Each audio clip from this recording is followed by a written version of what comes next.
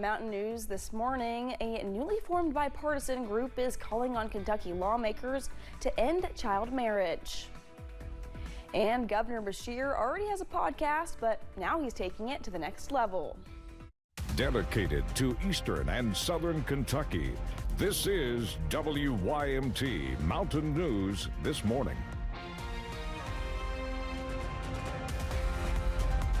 Good morning, I'm Caroline Mueller. We are inching up on that 5 o'clock hour on this Friday morning, and today's date is September 5th. Let's check in with meteorologist Megan Desmol for a first look at your forecast this morning. Now, Megan, we've not had a first alert weather day in quite some time, and with that, we've really not had rain in a while. I was thinking yesterday, I've forgot what it was like for it to rain around here, so definitely some much needed storms in the area, so that was good to see yesterday. Yes, we're going to have that much needed rainfall. We are actually experiencing some drought, especially as you travel more towards our western counties. So any rain is going to help deplete some of those drought-like conditions.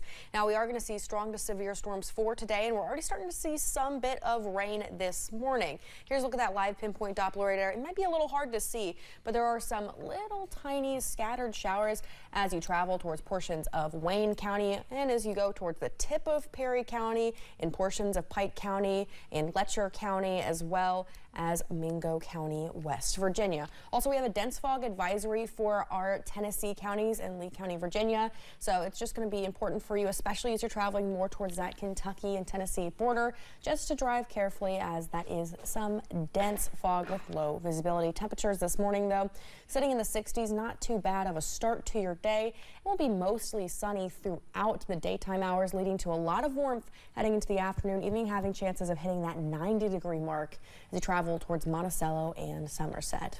Caroline. All right, Megan. Well, certainly that taste of fall might be gone for now, but we'll take it. Eastern Kentucky University police are investigating a reported rape that happened on campus last weekend. 21-year-old Logan Akers was arrested Wednesday and charged with first-degree rape. The incident reportedly happened in the early hours of August 30th inside Telford Hall. According to the arrest citation, Akers admitted to having sexual intercourse with the victim, even though she had told him no and to stop. Akers is currently in the Madison County Detention Center. In Laurel County, officers with London police arrested a London man on charges related to child sexual abuse material. Police took Christopher Brock into custody last month after they say he had been sharing images of child exploitation online. He was taken to the Laurel County Correctional Center. In Louisville, a man is accused of throwing a gaming controller at a 5-week-old. Stephen Harris was charged in the case. According to his arrest report, officers were called to Norton Children's Hospital on Wednesday for a 5-week-old child with skull fractures and a brain bleed. That report shows the child's mother told police she and Harris got into an argument on Sunday, and Harris picked up a gaming controller and threw it at her. The controller hit the baby in the head. A newly formed bipartisan group is calling on Kentucky lawmakers to end child marriage. The Center for Women and Families hosted the launch of the Rise Kentucky Coalition. That stands for Reclaim Innocence, Stop Exploitation. A group of elected officials and community organizations joined together to better enforce existing laws. In 2018, Kentucky enacted measures to prohibit marriage under the age of 17, but Rise Kentucky says that was just the first step. We now have evidence that in Kentucky, 8 16-year-old girls have been married in violation of state law. We have records showing 2 17-year-olds married to adults ages 27 and 29. And these are relationships that under Kentucky statute, those minors could not legally consent to. This is not just a technical violation. This is a betrayal of the promise we have made to our children. The coalition says their goal is to increase visibility on the issue of child marriage and advocate for meaningful legislative oversight and reform. Governor Beshear is taking his podcast to another level, a national platform on SiriusXM Radio. Fellow Democrat California Governor Gavin Newsom has a podcast as well. Could it be paving the path for future presidential hopefuls in 2028? Carly Hogston got those answers straight from the governor and his team at the Team Kentucky briefing.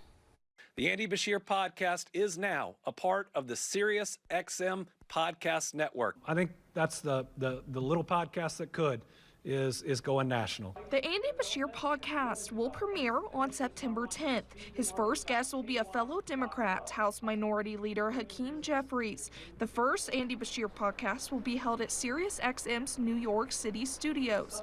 The governor wants to make one thing clear. I was on the Andy Bashir podcast, which is not done in my official capacity. And I want to make sure I first offer that I didn't bring this up, nor would I, in my official capacity. Does this national platform push him to run for president in 2028? This shouldn't signal to anybody that I'm looking at any other job, just that I'm trying to speak reason into chaos. What will be the topic of discussion with his guests?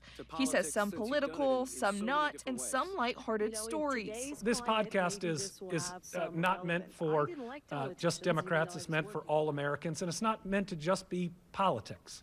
When you think about a conversation among friends, you're going to talk about what's going on that day, but then you're going to talk about the next college football game or pro football game that's coming up, the movies that you're watching.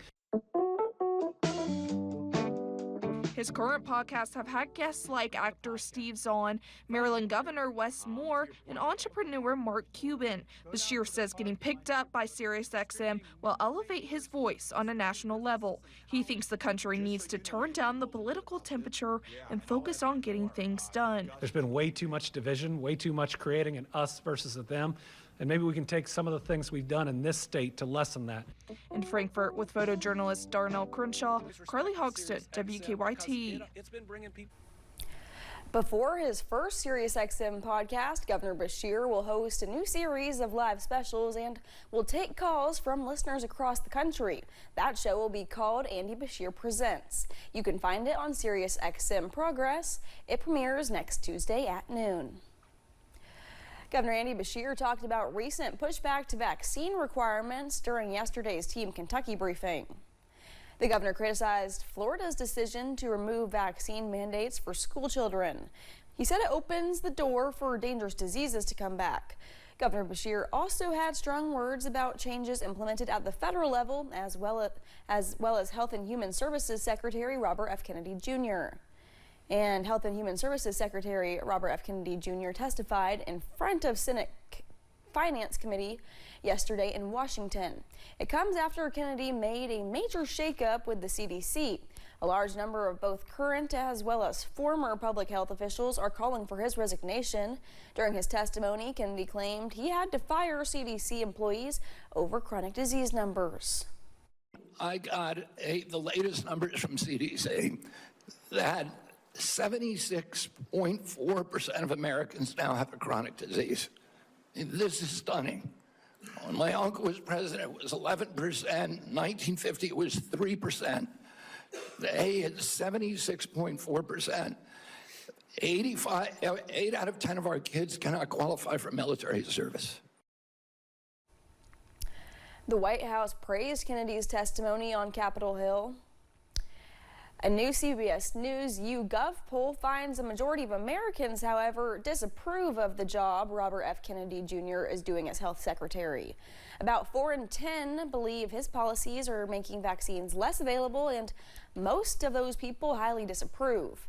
As for specific vaccines, 77% say the COVID shots should be available to people who want them, whether or not they would get one themselves.